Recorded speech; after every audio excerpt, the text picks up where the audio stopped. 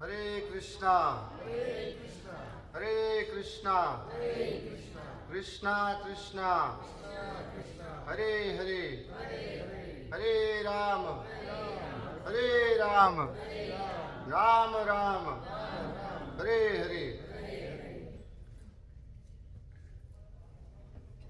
आज छठे दिन का जो भागवत का सत्र है हमारा, उसमें आप सभी का स्वागत है। और कैलाश नवाल जी के परिवार की तरफ से उनके पुण्यजनों की स्मृति में इस कथा का आयोजन हुआ है। बहुत इतना भागवत कथा जैसी एक बड़ी वस्तु को करना, इतने बड़े अपने पुण्यजनों की स्मृति में भी एक बहुत बड़ा उपलक्ष्य ही माना जाता है। तो आइए पहले प्रार्थना में भाग लेते हैं। ओम नमो भगवते वासुदेवाय।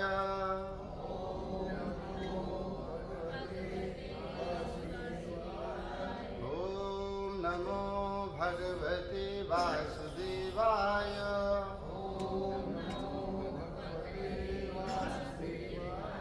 ओम नमो भगवते वासुदेवाय।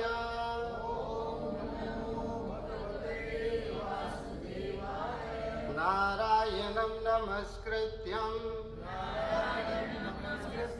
नरं चैव नरोत्तमं देवीं सरस्वतीं व्यासं ततो जयमुदीरयेत्। नष्टप्रायेषु अभद्रेषु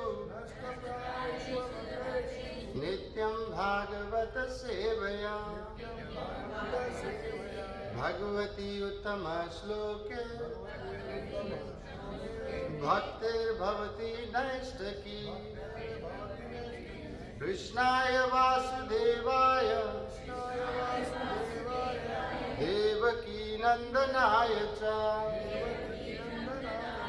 नंदगोपकुमाराय गोविंदाय नमो नमः। नमो महावदन्नाय कृष्ण प्रेमाप्रदायते। कृष्णाय कृष्ण चैतन्य नामनि गौरतेशे नमः। जय श्री कृष्ण चैतन्य प्रभु नित्यानंद श्री अद्वैत गदाधर श्रीवासादि गौर भक्त वृंदा। हरे कृष्णा कृष्णा कृष्णा हरे हरे हरे राम राम राम हरे हरे। हरे कृष्णा। तो कल कृष्ण जन्म हुआ हमारे, तो आज तो बहुत रसिक कथाएं हैं। भगवान श्री कृष्ण की सारी लीलाओं की कथाएं होंगी आज 10वें स्कंद में। कल 9वें स्कंद तक की जो कथा है, 24वां आखिरी अध्याय जो था उसका, उसमें भगवान श्री कृष्ण का छोटा सा प्राकट्य था। परंतु हम तो सिर्फ रिवीजन करेंगे अभी जो हमने अभी तक की कथाएं की हैं उसका, और जो कथाओं में जो भाग थोड़े बहुत छूट जाते हैं उनका वर्णन करेंगे बस। तो हमारी कथा कल तक जो हमने प्रयास किया उसमें 5वें स्कंद तक हमने कोशिश की, जो 5वें स्कंद तक सारी कथाओं का वर्णन किया। चौथे स्कंद में धर्म अर्थ काम और मोक्ष का वर्णन हुआ। और फिर 5वें स्कंद में, क्योंकि चौथे स्कंद में टोटल जो कुल मिलाकर अध्याय है वो 31 है, जिसमें आपको बता ही दिया था हमने कल की जो शुरुआत के अध्याय थे धर्म अर्थ काम मोक्ष में, उसमें सप्त तंतु दक्ष के यज्ञ का वर्णन हुआ। फिर ध्रुव महाराज के क्षमा चाहते हैं, ध्रुव महाराज के जो अर्थार्थी भक्ति है उसका वर्णन हुआ। और 5 अध्यायों में ये वर्णन हुआ। प्रकार 12 अध्याय हुए। फिर आगे के 11 अध्यायों में इंद्रियों के द्वारा किस प्रकार कर्म की पूर्ति होती है, 5 कर्मेंद्रियां, 5 ज्ञानेंद्रियां और 1 मन। तो इस प्रकार 11 अध्यायों में जो पृथु महाराज का वंशावली हमारी हुई पूरी कि पृथु महाराज का क्या था उसके बारे में हमने जाना। और अंतिम 8 अध्याय जो हमने पढ़े उसमें सगुण तत्व से और निर्गुण तत्व से, सगुण तत्व से जो है पहले प्रचेताओं का, और उसके बाद पहले सगुण तत्व से पुरंजन उपाख्यान जो नारद को सुनाया उसका वर्णन हुआ। और 4 अध्यायों में आगे हुआ जो वर्णन वो हुआ प्रचेताओं की मुक्ति का वर्णन। अब हम 5वें स्कंद में प्रवेश करेंगे जिसमें 26 अध्याय हैं जो हमने कल सुने परसों की कथा में जो थे कि कुल मिलाकर 26 अध्याय हैं 5वें स्कंद में। तो 5वें स्कंद के 26 अध्यायों का वर्णन हमने किस प्रकार सुना था, किसी को याद है? थोड़ा बहुत नहीं याद है, चलिए इसका भी वर्णन करेंगे। परंतु इससे भी पहले जो वर्णन करेंगे हम ये जानेंगे कि ये जो भागवत पुराण है इसका जो प्राकट्य है वो किस प्रकार हुआ। क्योंकि पहले तो दर्शन बहुत पहले से शुरू हुआ, फिलॉसफीज जो आई वो बहुत पहले आई। आप में से यदि कोई थोड़ा बहुत किताबों को पढ़ते हैं, जो मटीरियल बुक्स है अगर उनको पढ़ते हैं तो उसमें जो शुरुआत होती है वो होती है ग्रीक फिलॉसफीज से, दर्शन से शुरू होता है, जिसमें सोक्राट से शुरू होके फिर प्लाटो और ये पूरा डिसाइपल सक्सेशन चलता है जिसमें अलेक्जेंडर द ग्रेट आए। ये सारे के सारे जो शास्त्र थे, जो इनके अर्थ थे, इसके सारे के सारे अर्थ हमारी पुराणों से लिए हुए थे। सोक्राट को मरते टाइम लास्ट में आखिर में ये कहा गया, उसने बस ये माना अपनी पूरी फिलॉसफी में कि शरीर मरता है आत्मा नहीं मरती है। और इसको मानने के, इसी बात को नहीं मानने के लिए उसे सूली पर लटकाया जाने लगा कि सूली पे लटका दो, आप या तो ये कह दीजिए कि ये सत्य नहीं है, नहीं तो आपको सूली पर लटका देंगे। परंतु उसने एक बात बहुत अच्छी कही कि यदि मैं आज सूली पर लटक जाऊंगा तो ये बात तो सत्य हो जाएगी कि आत्मा और शरीर भिन्न है एक दूसरे से। तो इसके एक सिर्फ इसी एक बात को साबित करने के लिए उनको सूली पर चढ़ना पड़ा। उसके बाद ये पूरा डिसाइपल सक्सेशन शुरू हुआ। ये जितनी फिलॉसफीज का शुरू हुआ तो ये ग्रीक फिलॉसफीज पहले खत्म हुई, जिसको यूनानी फिलॉसफीज कहते हैं हम। इसके बाद जो अवतार भगवान बुद्ध का अवतार जिसे हम बोलते हैं, इसका बुद्ध के अवतार हुए। ये शून्यवाद को मानता है कि ईश्वर शून्य है, शून्य में ईश्वर की प्राप्ति हो जाती है। परंतु ये भी भगवान का अवतार इसलिए हुआ क्योंकि हमारे वेद और इन सबको इस तरह से पढ़ा गया और समझा गया, जिसकी वजह से अलग अलग धर्म बने, जिसकी वजह से ये सारा का सारा चाइना में जो कन्फ्यूशियस का धर्म बना, उसके बाद ग्रीक फिलॉसफीज, ये सारी अलग अलग चली गई। उसके बाद जो शुरू हुआ उसमें बुद्ध का अवतार हुआ भगवान का, क्योंकि नास्तिकों में भी परम नास्तिक बनकर आए हो, कि नास्तिकों में भी परम नास्तिक भगवान बुद्ध का अवतार था। क्योंकि ये अभी तक शून्य से भी नीचे स्तर पर है, तो कम से कम इनको पहले स्टेप बाय स्टेप शून्य तक तो लाए। तो इसको शून्य पर सबसे पहले लाया गया। तो इसमें शून्यवाद हुआ, जिसमें सिर्फ एक शून्य को समझना है, और शून्य को समझने के बाद योग की दृष्टि में भी शून्यवाद से होता है, जो ब्रह्म कुमारी मानते हैं। ये सिर्फ शून्य में जब आप स्थित हो जाते हैं योग की स्थिति में, तो सिर्फ प्रकाश देखने को मिलता है।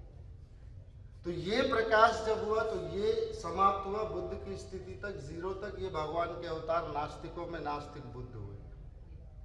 इसके बाद जो आगे आए वो आए शंकराचार्य जी। उन्होंने बताया अद्वैतवाद का सिद्धांत कि ईश्वर और जीव दोनों अलग अलग हैं।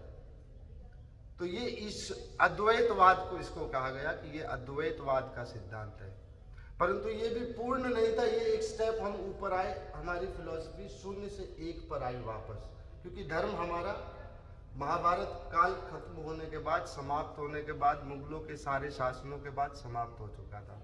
तो इसे धीरे धीरे वापस उठाने के लिए जब शून्यवाद से अद्वैतवाद पे आए, तो प्रभुपाद जी की फिलॉसफी जो आई, जिसमें कहा जाता अचिंत्य भेदा भेद, ईश्वर और जीव एक भी है और नॉन डिफरेंट, एक दूसरे से अलग। एबिलिटिव और जेनिटिव एक साथ है। ईश्वर और जीव अलग भी है और साथ में, जैसे पिता और पुत्र एक भी है परंतु अलग अलग है एक दूसरे से। तो इस प्रकार से ये फिलॉसफीज का पूरा वर्णन चला।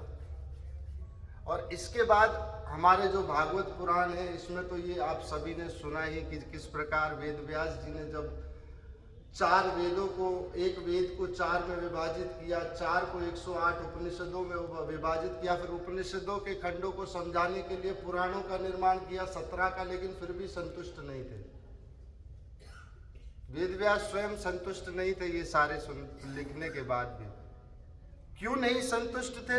क्योंकि उन सभी में भोग का, स्वर्ग का इतना वर्णन था। और यही नारद जी से जब वो अपनी प्रार्थना में बैठे कि मैं संतुष्ट नहीं हूँ, जब सरस्वती नदी के तट पर जाके बैठे, तो उन्होंने इस विचार में जब अपने भीतर बैठे हुए गुरु की जब प्रार्थना की, क्योंकि जब तक हमें पता रहेगा कि हम कुछ नहीं जानते हैं तो ही आकर हमारी गुरु सहायता करेंगे। जब पहले से ही हम सब कुछ जानते हैं तो गुरु को क्या पड़ी हमारी सहायता करने के लिए। और शास्त्र ये कहते हैं कि कभी भी शिष्य गुरु को नहीं ढूंढता है, गुरु ही शिष्य को ढूंढता है। अगर गुरु शिष्य को ढूंढे, अगर शिष्य गुरु को ढूंढ सकता हो, पहली बात तो ये कि शिष्य के पास ऐसा क्या मापदंड है कि वो गुरु को खोज सके, क्या उसके पास ऐसी एबिलिटीज है कि वो गुरु को खोज ले। तो गुरु ही शिष्य को खोज सकता है, शिष्य कभी गुरु को नहीं खोज सकता। परंतु इसका मतलब ये भी नहीं है शिष्य को अपना प्रयास छोड़ देना चाहिए, खोज छोड़ देनी चाहिए। खोज तो उसे करनी चाहिए, परंतु गुरु जब उसको खोज लेगा तब भी गुरु पूरी व्यवस्था ऐसे ही बनाएगा कि शिष्य को उसको खोजना, कि शिष्य ने ही उसे खोजा। क्योंकि शिष्य का अभिमान कभी ये एक्सेप्ट नहीं कर पाएगा कि मुझे गुरु ने खोज लिया।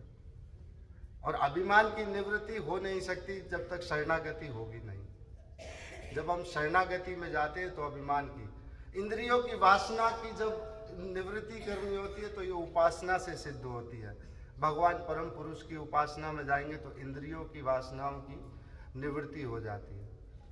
तो इस प्रकार हुआ। ये सारी की सारी सिर्फ जो हमारी शास्त्रों की है इसके बारे में बताया गया।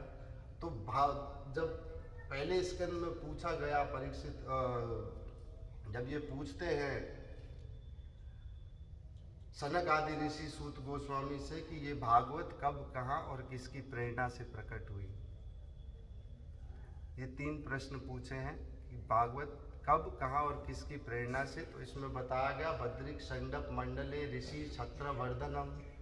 ये भागवत बद्री का आश्रम में संप्राशन ऋषि मुनि का, संप्राशन नाम का जो आश्रम है वेदव्यास जी का, वहाँ ये भागवत प्रकट हुई।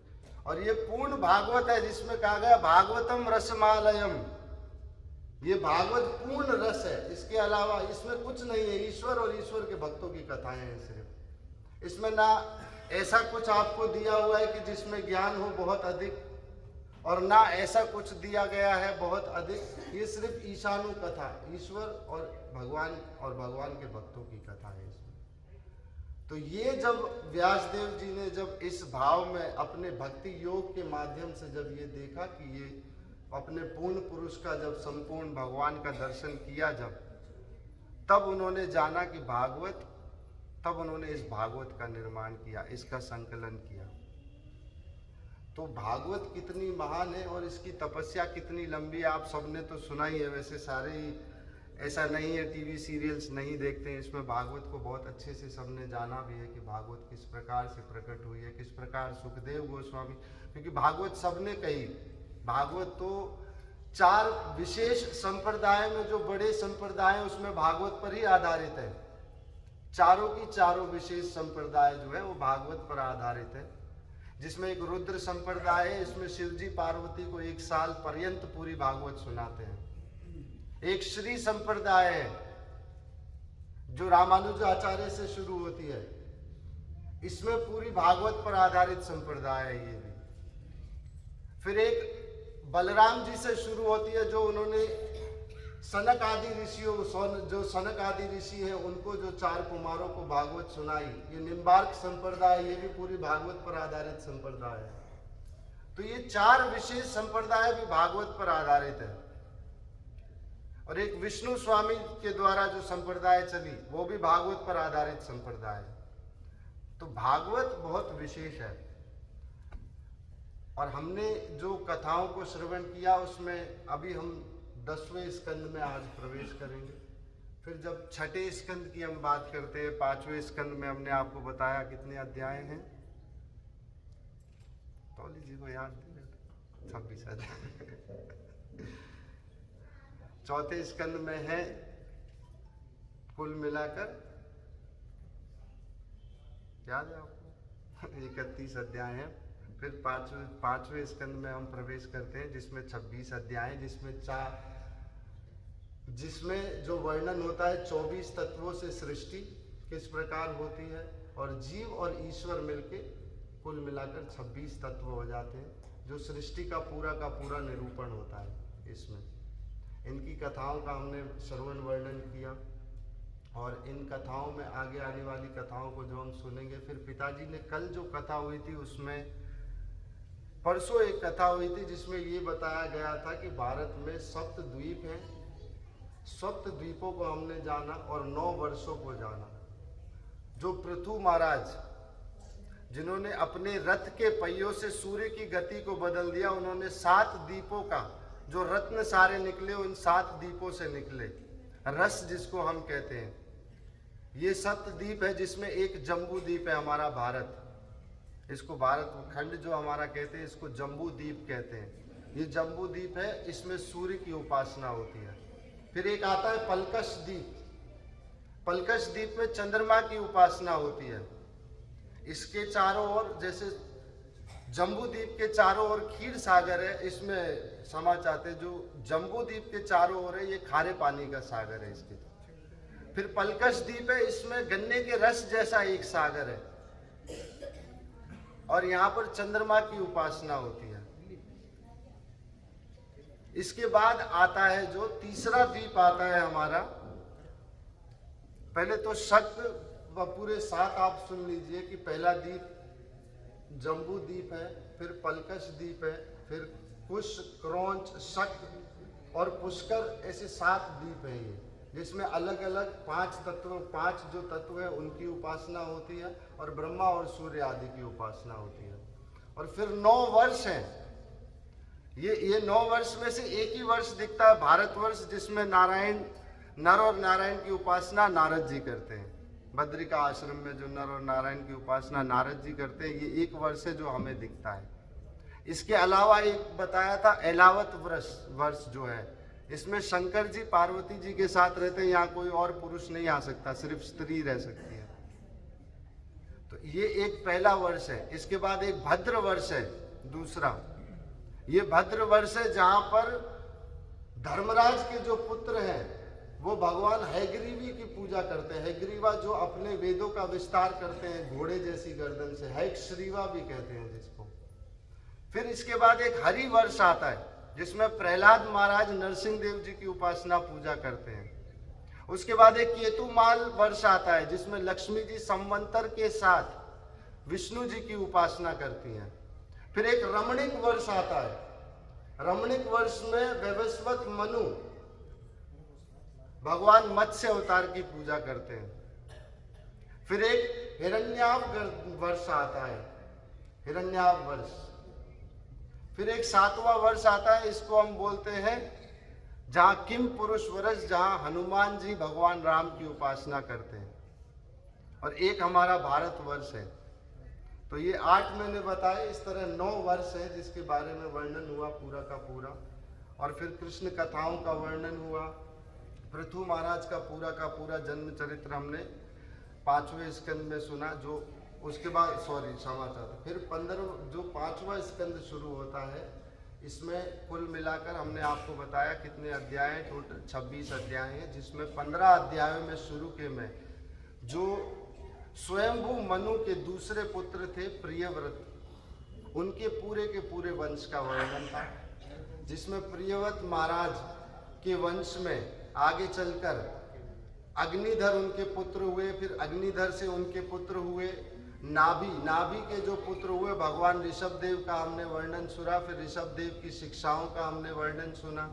जो, और उसके बाद ऋषभ देव के बाद आगे हमने भरत जी का वर्णन सुना, क्योंकि अपने पुत्र को जब इंगित कर कर ऋषभ देव जी कहते तपो दिव्यम, ये भारत भूमि दिव्य तपस्या के लिए है, ये मानव जीवन दिव्य तपस्या के लिए, उसमें भी भारत में जन्म मिला है तो बहुत बड़ी बात है, तो तपस्या करो पुत्र। तो भरत है। फिर भरत के 3 जन्मों का वर्णन सुना, जिसमें हमने पहले भरत को सुना, हिरण शावक के रूप में सुना, फिर जड़ भरत की कथा हमने सुनी, फिर जड़ भरत से जो आगे जो उनका उद्धार हुआ, फिर रहुगण महाराज को जब शिक्षाएं देते हैं, ये सारा का सारा वर्णन हमने सुना 5वें स्कंद में।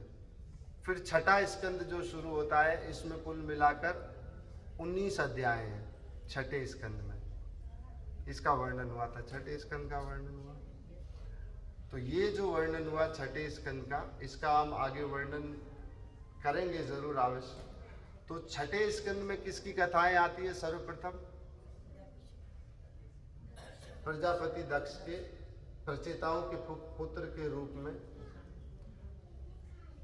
क्षत्रिय जो राजा के रूप में दक्ष का जो जन्म हुआ। फिर दक्ष की शादी होती है पंचजन की पुत्री अक्षनी से, फिर अक्षनी से शबल्याक्ष और हिरण्याक्ष 10,000 और 1,000 पुत्र करते हैं। फिर दक्ष की 51 पुत्रियों का जन्म का वर्णन है। 51 पुत्र के बाद धर्म और 19 बेटियां इनको दी, उसके बाद और बेटियों का वर्णन है आगे, जिसका पूरा का पूरा हमने वर्णन सुना कल।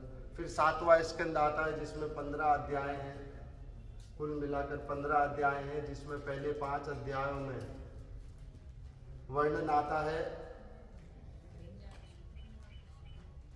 हमारा वर्णन आता है 7वें अध्याय में मेरे ख्याल से जो आता है वो आता है भगवान किस प्रकार नाम रूप से किस प्रकार सहायता करते हैं, जिसमें पहला अजामिल की कथा को सुना आपने 5 अध्यायों में।